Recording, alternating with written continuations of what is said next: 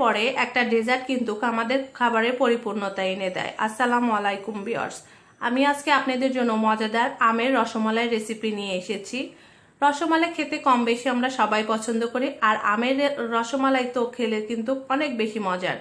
আর আম দেওয়ার কারণে এই রসমালাইয়ের টেস্টটা কিন্তু ডাবল হয়ে যায়। কিভাবে করেছি আপনাদের সাথে শেয়ার করছি। এর জন্য দেখেন 1/2 লিটার দুধের ছানা কেটে নিয়েছি, আর 1 চা চামচ সুজি নিয়েছি। এখানে বেশি কিছু দিতে হবে না, আমি আলতু হাতে সবগুলো মিক্স করে নিব আর মথে নিব। খুব বেশি প্রেসার দিয়ে মথতে যাবেন না, সেক্ষেত্রে ছানার মধ্যে এক্সট্রা যে ফ্যাট থাকে সেটা বের হয়ে গেলে ছানাটা কিন্তু মিষ্টিটা শক্ত হয়ে যাবে। দেখেন আমার মথা হয়ে গিয়েছে।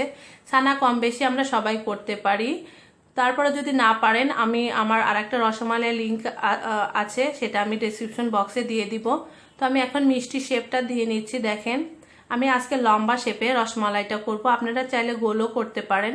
আর ছানাটা কিন্তু পারফেক্ট হওয়া অনেক জরুরি। তো আমি এইভাবে সবগুলো মিষ্টি করে নিব। অন্যদিকে শিরার জন্য 1 কাপ চিনি, 2টা এলাচ আর 4 কাপ পানি দিচ্ছি।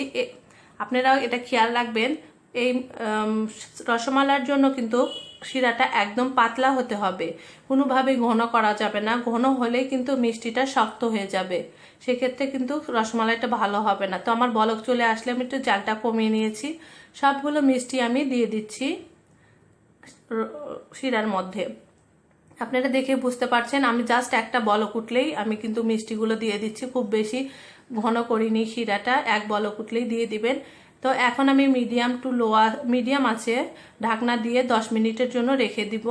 এর মধ্যে আমি নাড়াচাড়া করতে যাবেন না। তো 10 মিনিট পরে আপনারা দেখেন আমার মিষ্টিগুলো সুন্দরভাবে ফুলে উঠেছে। আমার শিরাটাও কিন্তু পাতলা আছে, খুব বেশি ঘন নাই। যদি ঘন হতো তাহলে এর মধ্যে গরম পানি দিতে হতো। তো মিষ্টি পারফেক্ট হয়ে গেছে কিনা বুঝতে হবে। 1 কাপ পানির মধ্যে দেখেন মিষ্টিটা ছেড়ে দিলাম, ডুবে গেছে, তার মানে পারফেক্টলি হয়ে গিয়েছে। এখন অন্যদিকে 1 কাপ আমের রস আমি ছেঁকে নিয়েছি। পাকা আম ব্লেন্ড করে নিয়েছি, ব্লেন্ড করে ছেঁকে নিয়েছি। এর মধ্যে আমি 2 টেবিল চামচের মতো চিনি অ্যাড করব। মিষ্টি যদি আমে মিষ্টি কম থাকে সেক্ষেত্রে বেশি অ্যাড করতে পারেন। এটা আমি এখন অল্প আছে একটু জাল করে নিব, যেন আমের এই চিনির রসটা যেন শুকানো পর্যন্ত আমি জাল করে নিব।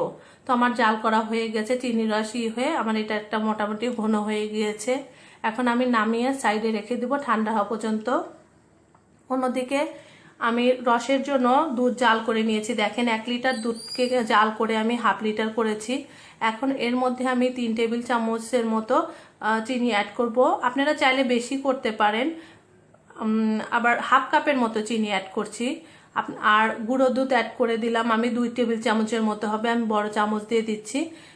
তো আমি 2 টেবিল চামচের মতো গুঁড়ো দুধ অ্যাড করলাম। আমার এমনি দুধ ঘন ছিল, তারপর গুঁড়ো দুধ দেওয়ার কারণে আরও একটু ঘন হয়ে যাবে। তো আমি জাল করে চিনির পানি শুকিয়ে নিয়েছি, তো আমার আর জাল করতে হবে না। এখন আমি নামিয়ে একটু ঠান্ডা করে নিব।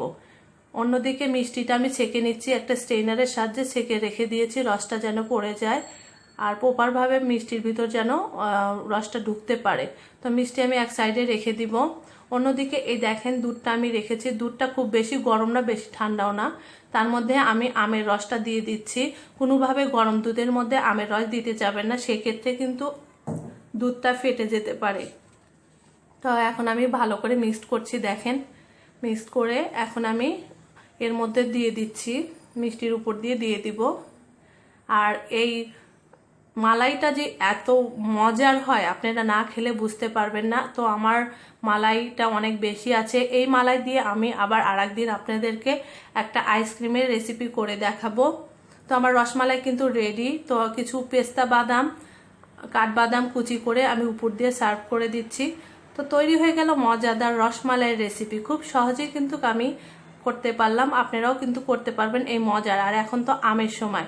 তো রেসিপিটা যদি ভালো লাগে লাইক, কমেন্ট, শেয়ার ও সাবস্ক্রাইব করবেন।